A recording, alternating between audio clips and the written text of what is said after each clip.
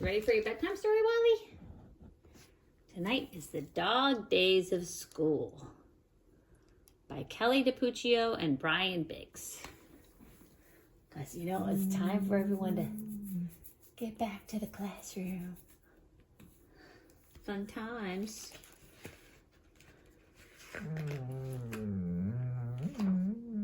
Exactly. Charlie did not like going to school. He was tired of practicing his letters. He was tired of drawing pictures. He was tired of trying to explain himself to the teacher. Charlie was even tired of being tired.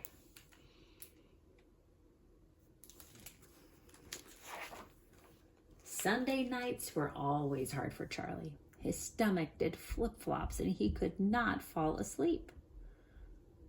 "You're lucky you don't have to go to school," Charlie told Norman. Norman rolled over on his back and snored. Huh. Sounds like somebody can relate to that. Charlie looked out the window and found the brightest star in the sky. "I wish I was a dog," Charlie sighed.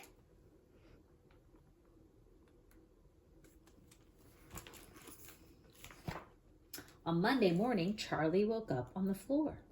He scratched his ear with his right foot and yawned. Charlie's mother came into the room and patted Norman's head. "It's time to get up for school, sleepyhead," she said. Huh?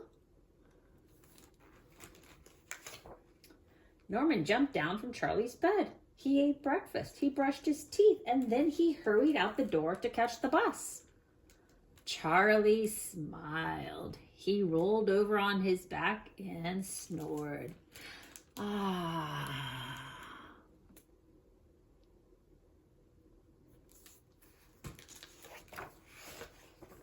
At school, Norman took Charlie's seat at table 2. The children gave Norman a curious look and went back to practicing their letters. Norman practiced his letters too.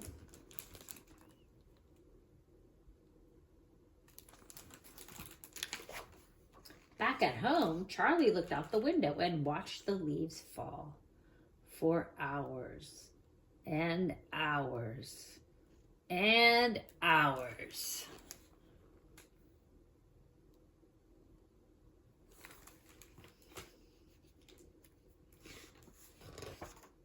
On Tuesday, Norman went to school and made a clay sculpture and a food pyramid. He ate birthday cupcakes and took a long, cold drink from the water fountain. Charlie ate dry biscuits and took a long, cold drink from the toilet.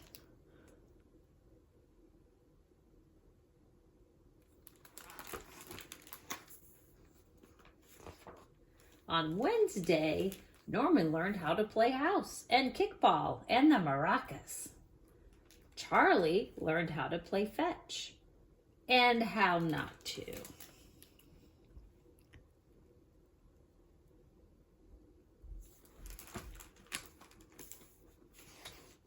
On Thursday, Norman built a house out of blocks, painted a self-portrait, and went on a field trip.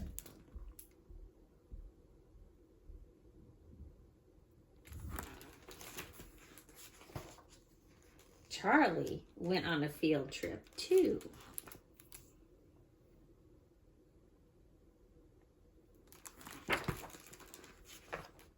On Friday, Norman ran into some trouble with the scissors and the glue. The teacher scolded him for chewing his pencil and the table and her shoes. And he had to sit through a long, awful, boring story about a cat. Across town, Charlie had to sit through a long, awful, boring day at the dog groomers.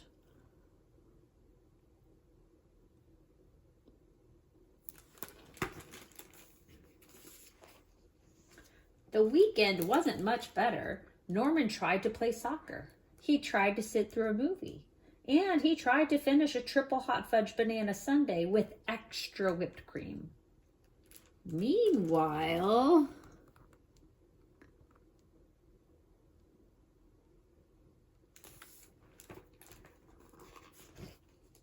Charlie spent his weekend locked up in the laundry room.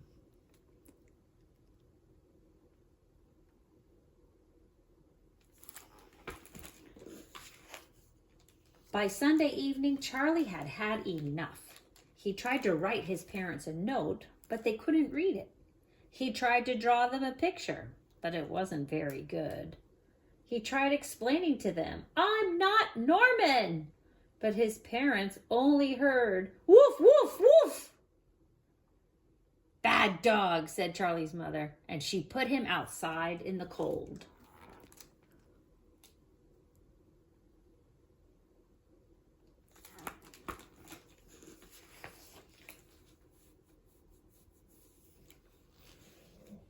The wind howled and Charlie shivered. Creepy shadows danced across the lawn. Charlie's stomach did flip-flops and he could not fall asleep. He looked up at the stars and sniffed. "I really wish I was a boy again."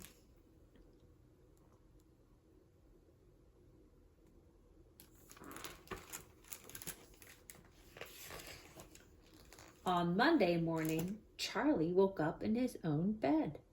His mother came into the room and kissed his forehead. "Time to get up for school, Charlie," she said.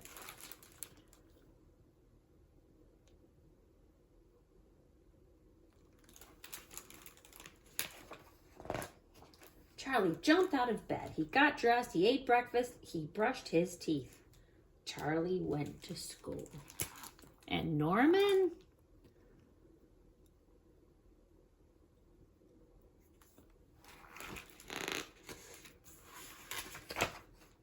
Norman took a very, very long nap.